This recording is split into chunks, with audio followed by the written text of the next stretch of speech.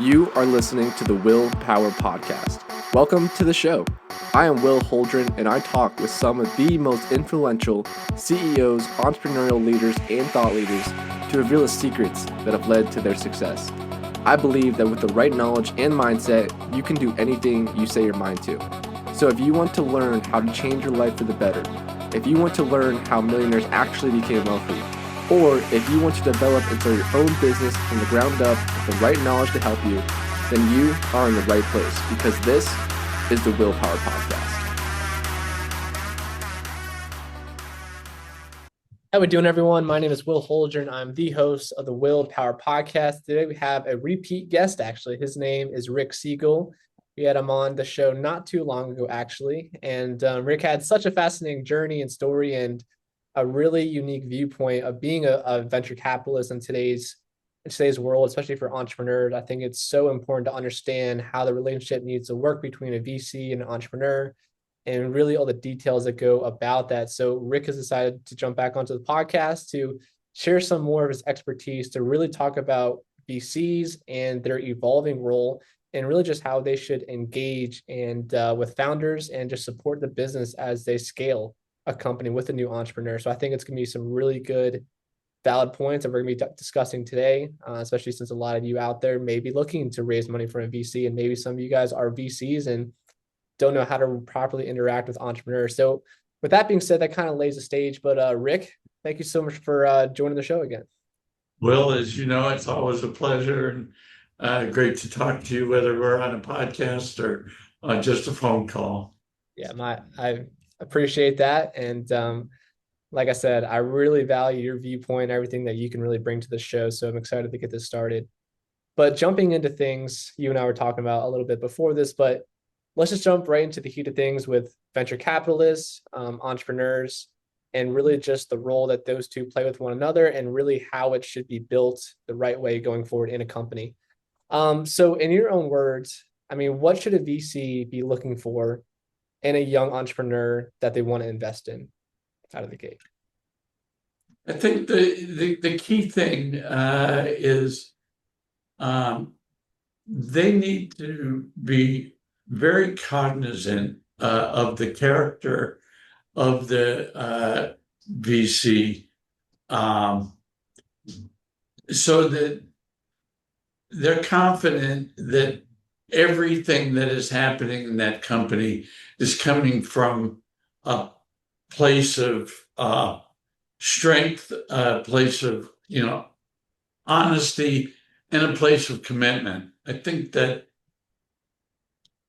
being a VC is such a difficult journey. And as a matter of fact, most entrepreneurs have no real idea of what they're going to run into.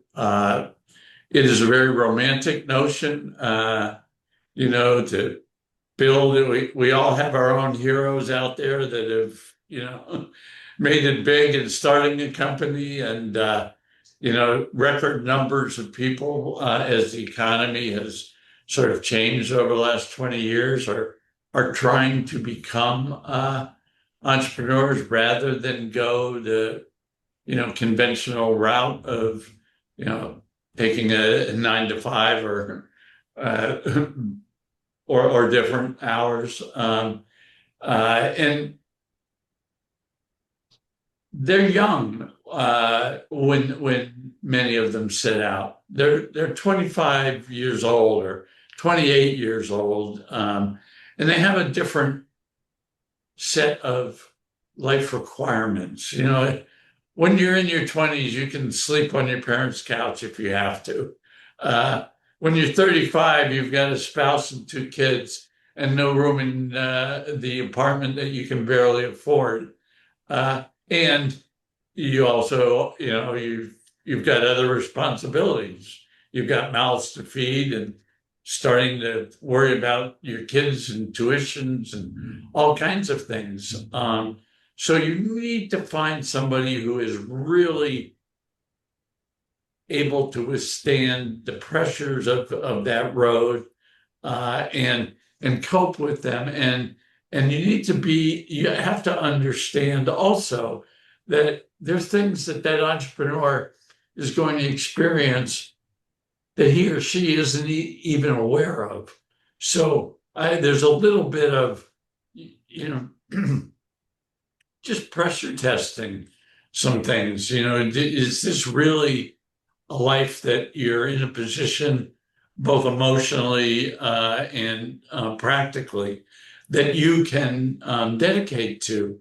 And are you able to live comfortably with the salary that this structure, as we're laying it out, is going to, that will only allow you to live at a certain level for a certain period of time. And practically, there has to be a meeting of the minds that road is something that entrepreneur is prepared to go down, and that you understand as the VC that you are going to have to grow that entrepreneur's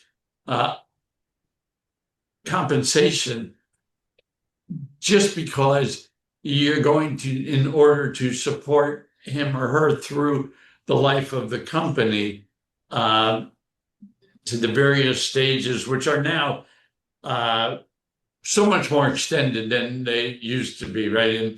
In 2000, an entrepreneur only had to worry about 18 months between launch and IPO. And now, it's like 15 years.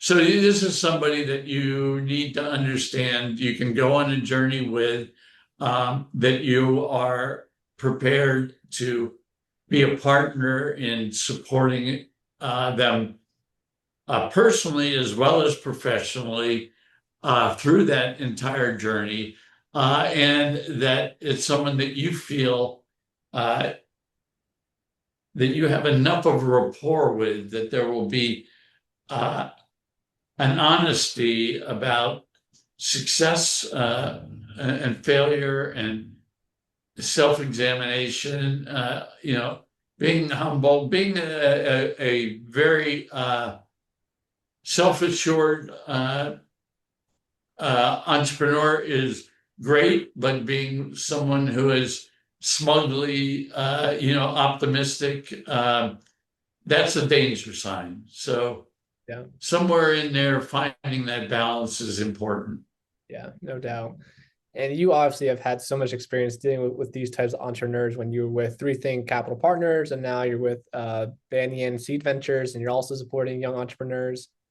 But one of the things that you also said was you really want to focus on the character of the entrepreneur and less of the business plan, mentioned mainly because, as you were talking about, you're expecting it to change as a VC in that role. You're expecting what's originally said, what's originally hoped to happen, to just at some point have to pivot along that journey. And I think that's so important for young entrepreneurs to hear, because they focus so much on the business plan, which is important to have a solid business plan, but you can't get lost in the weeds or get caught up in the trees and lose sight of the whole forest, right? Because they're going to be looking at their Well, kids. you're so right. I think the real, confusion is an entrepreneur needs to have a great idea. He needs to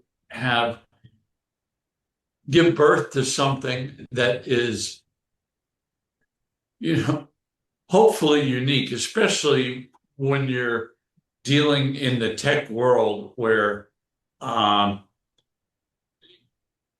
you are, if you're one of many, shoe stores, you don't have to worry about competition because you've got your local market and that's all you're doing. And you can build, a company around that. But in the tech world, there's no barriers to competition. You've got to be aware that any idea you have is going to be threatened by somebody who could be, 20 states away from you, but can execute on the same idea better.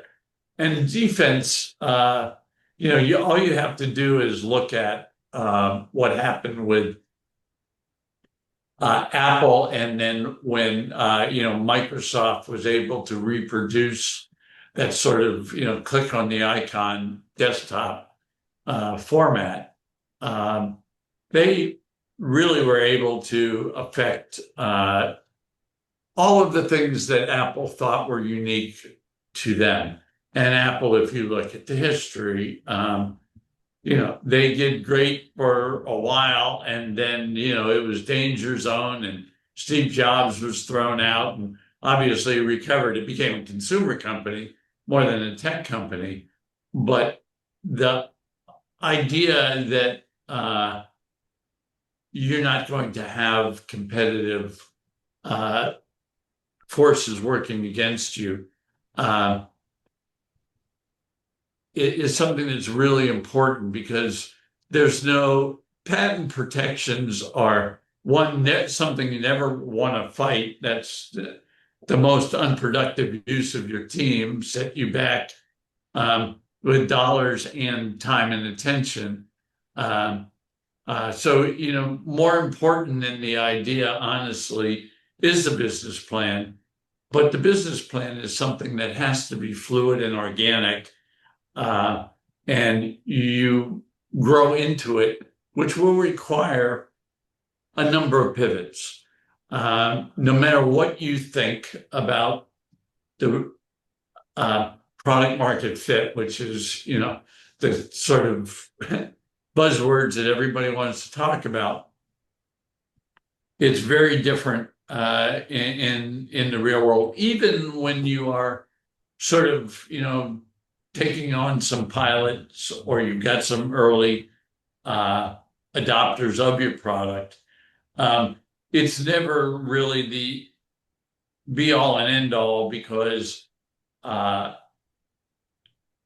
early adopters for all kinds of ideas. It doesn't mean that it's a good one. You certainly need the early adopters, but you need the pathway to, as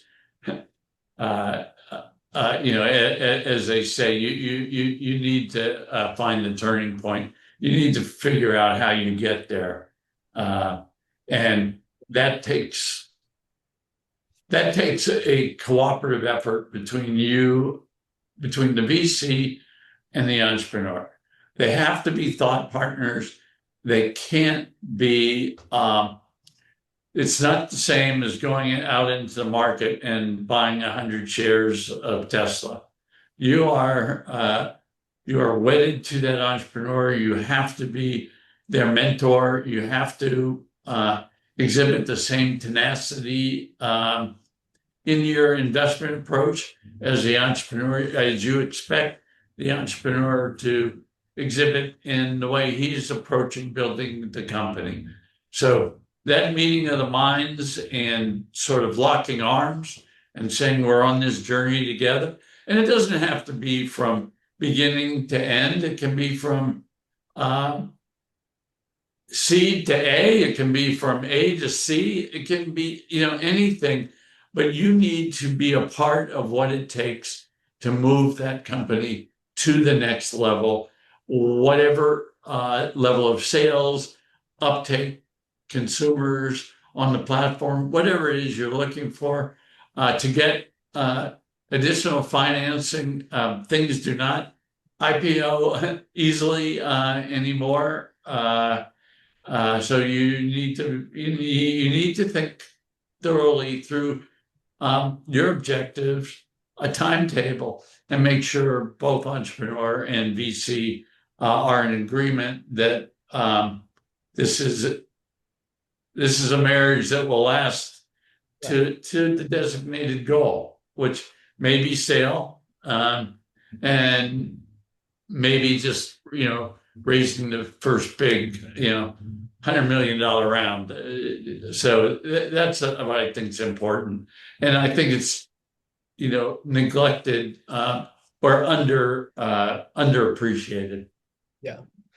Yeah. So I think that's Very good points and perspective. And early in my entrepreneur journey, obviously, I'm still growing, and I've already had my share of dealing with VCs and raising investor capital. I've raised over 6 figures in investor capital. And to your point, you are stepping into like a business marriage. And to me, that was one of the most important things is you got to look at the values of the other person, see what they believe and see how they function. And, eventually you're going to have to see how they can deal with setbacks, right? Or something not going as smoothly as planned. And I think that's when you're really going to find out how that person, truly acts in a different type of situation. So, And there's got to be, like with a marriage, it's got to be a two-way street. Got to be that openness and honesty in the relationship. So the entrepreneur and the VC both sides have to feel that they're being listened to. And neither side should ever be lecturing. It should be a productive conversation at all times. The entrepreneur does have superior knowledge within their space, and the venture capitalist has superior knowledge about what lies ahead for the entrepreneur and how the financial world is going to view the progress or lack of it that the entrepreneur makes. And neither side can reject the information or the input of the other. yeah. Yeah. Both parties definitely need to be heard. And, just from my own perspective and seeing other people go about this as well, when people go out and try to raise money as a first time entrepreneur, really in the back of their minds, okay, I want to give him a certain percentage return. I'll probably give him some equity, but they're not putting themselves in a position to realize that VC also needs to have an active role in mentoring and coaching, because like you mentioned, these are first time entrepreneurs. And if you're out there trying to do all this stuff by yourself, I mean, it gets increasingly hard. So I think it's so important to have that discussion early on that, hey, even though we're including your capital or having a cash infusion into this, I also need your guidance, right? I don't want you to just be a passive VC. I need you to be active in helping me and coaching me and mentoring me. So in your point of view, what is the best way to have that conversation with the VC? I mean, is it when you're giving that initial pitch? I mean, is it just coming out, being honest about that? Like, I have no experience. I think that that's right. And I think that both sides should recognize that, at the outset, you've got everybody selling. The entrepreneur is selling his idea, and the VC is selling that, particularly if there is a competitive, if the entrepreneur has choices, which used to be the case more often than it is now, but they can't oversell what they're prepared to do, which most of them do. Some of them don't have even the insight into the way they operate. It's so reflexive that they've not thought about it. And I'll give you an example of that. If you have a competitive situation where you're interviewing opportunities in amongst PE firms, and it's important, usually there's a lead, and it's important that be the strongest relationship. But if you are, talking to them, you may be getting a more senior partner at the outset who is the one that is saying, this is what the firm does, this is our experience, this is what we do. But if you're not important to their portfolio, you're also very likely to be assigned somebody who's junior in the firm to come in and be the point person and manage the relationship.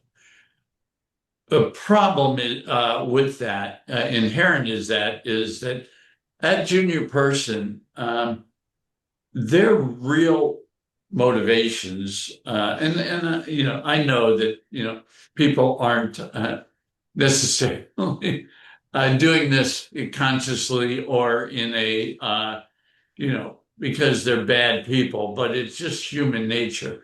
The motivation of a junior associate in a venture firm is to impress the partners so that he or she can sort of climb the ladder. One of the problems with that is it's wonderful when you are reporting success with the assignment you've been given. But when you're not, it becomes a inhibitor to that individual's personal goals of achieving some kind of stature within their firm. That creates one, a lot of tension, and two, a lot of desire to get it off their plate as soon as possible by not supporting you, so they don't have to report it to their partners every month at the partner meeting, and they can stick to reporting things that are going well, that reflect well on them.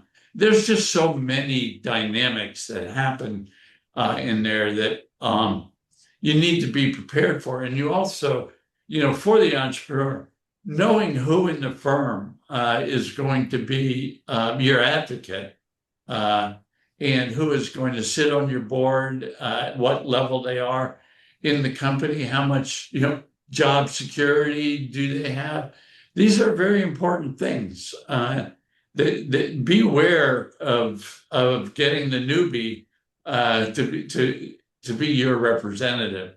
They don't have the leverage, confidence. They don't have their heart in it in the way that you do, and that's a problem. Yeah, nor the experience either. And I think that is so crucial to have with the early starters, one that has been and done that. So. That's true. I mean, one of the things, it's interesting that you raise that point, because I think it's very, there's a definite tension there. Entrepreneurs, they view the entrepreneur as having, they view the VC as somehow having arrived at a point in life where they have a ton of capital. And they don't think about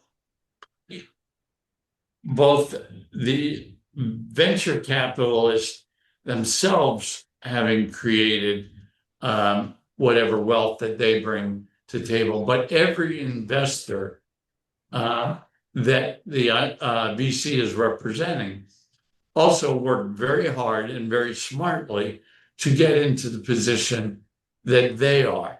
And an entrepreneur needs to respect that while they're doing a lot of heavy lifting now, everybody above them and around them has done a lot of heavy lifting to get to a point where they can provide you the capital that they need. So entrepreneurs cannot be willfully dismissive of, oh, this investor has so much money, whatever, they can afford to lose it.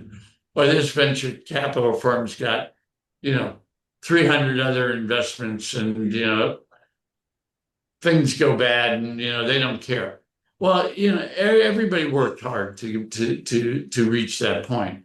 And on the other side, as I said, the VC needs to understand that the entrepreneur is in the middle of the fight of his life, and be compassionate with everything. That that's not just professional, that's personal, and it means taking that entrepreneur aside and saying, "How's it going? How's your family? Where are you living? How are you living? What pressures do you have? What is keeping you from being wholly present?" These are conversations that don't take place in a boardroom. Right. They take place by going out to dinner or having some drinks or just finding a way to interact on a personal level. It's good for both sides and it's necessary. Yeah, on the one-on-one personal level. I think you just brought up another really great point too, is just the perspective of money. I think when you're an entrepreneur and you can go out and raise a few $1,000,000 and you just have that sitting there, you see it all at once. I'm like, wow, right? But if you take a step back and you think like, if I'm making 100 grand a year, that takes me at least 10 years to earn that kind of money. You know what I mean? So it's very easy to kind of lose the perspective and understand just the value of the cash that you're raising. And it could make you spend unwisely. Like before you know, you're spending checks or writing checks and spending money that you really shouldn't be, and you end up just wasting a ton of money in that regard. So from your perspective, Certain, as you said, you're getting a pile of money. There's a certain disconnect. Every one of those dollars that you got represents somebody having worked very hard to get those dollars. And they expect that they're handing them to you, but they expect you to be as precious with those dollars as they were in order to earn them, before. And there is this idea, and, we've seen this an awful lot where, oh my God, I've got all this money and now I can, have a big office and travel first class and, do whatever. Well, no, it's not your money. It really isn't. It belongs to a lot of people that care a lot about those dollars and don't want to see you, being profligate. This is not to say that you need to be, overly, some entrepreneurs, focus way too much on the small dollars and not enough on, building the company. But the idea of the lean startup should never be forgotten, both by the VC and the entrepreneur. yeah. So how do you recommend the entrepreneur to just keep that perspective of just the value of money? I mean, I've had people around me just recommend, obviously you can't put in as much money as the entrepreneur because you just don't have it, but putting in some so that you have just some skin in the game along with the VC. You know what I mean? So you're also a part of that and want to take care of the money because you have cash on the table too. That's involved in this company. I think it's a nice thing to see when an entrepreneur, is an investor and is tied into it. But I honestly, and I've been in a position, as being, raising money for my own ventures or putting money into somebody else's venture. And I think, if you need to worry about skin in the game, not that, it's not a nice thing to have, but you should know your entrepreneur well enough to know that they have skin in the game, whether it comes from putting cash on the table or the commitment that they've made to, as I said before, the idea that they care about launching. This is why I like impact investing so much, because those entrepreneurs know that if that business fails, it's not just that they're failing, but the world is losing out on something that would have affected a lot of lives and improved a lot of lives. And there's a level of grit when somebody truly believes in what they're doing. We see this in the not-for-profit world all the time. Anyone who goes in the not-for-profit world knows they're never going to be comped like they could get if they were into the for-profit world, and they're going to, live in a world that, and not everybody stays there, but those people that are committed to the not-for-profit world and stay in that, they're making a personal sacrifice that's lifelong. And that same passion that you find in the not-for-profit world should be present in the for-profit entrepreneur. And I've always been a big advocate of, I think that uh, most entities should be for profit. I think it's the best way to ensure stability and also to attract the best talent. And if you're truly going to do something impactful, you don't want to be spending all of your time fundraising. You want to be delivering on what you can deliver. And fundamentally, if it's a good idea,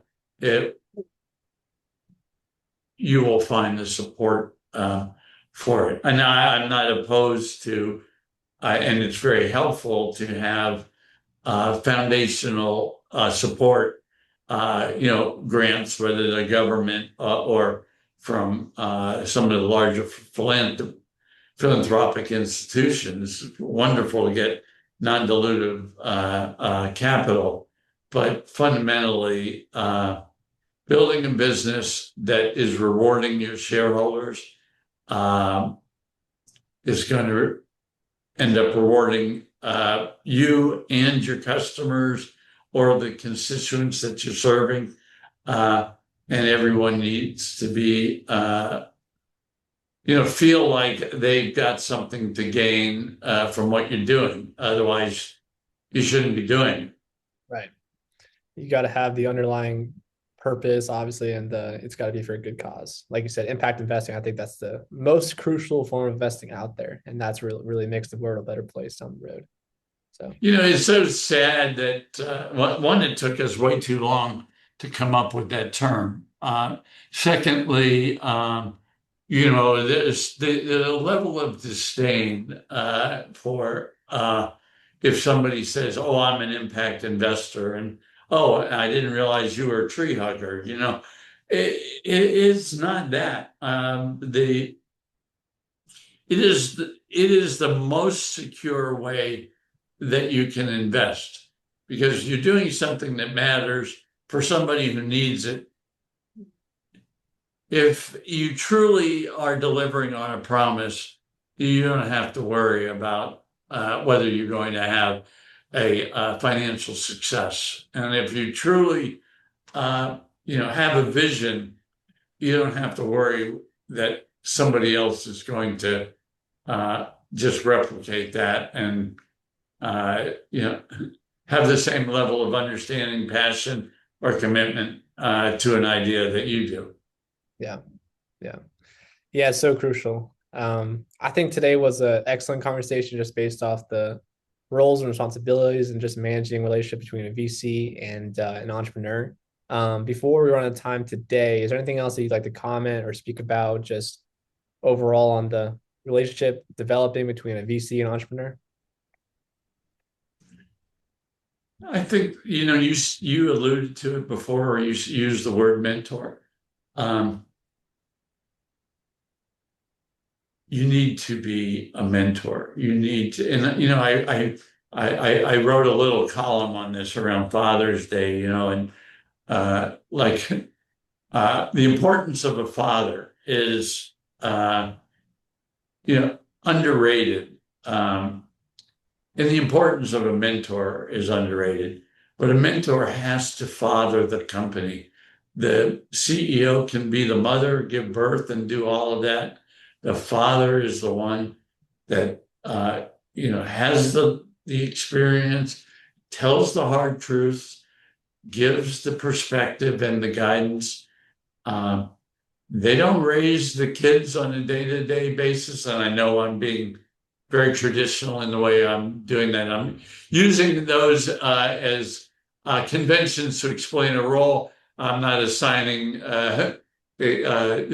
either gender specificity or a qualitative assessment, but one side is a mother, one side is a father, and it takes both of those to raise the child. Absolutely. That's so true. All right, guys. Thank you so much for joining us today. Rick Segal, once again, thank you for your wisdom as always, and look forward to our next conversation. You got, I will talk to you soon. Thank you.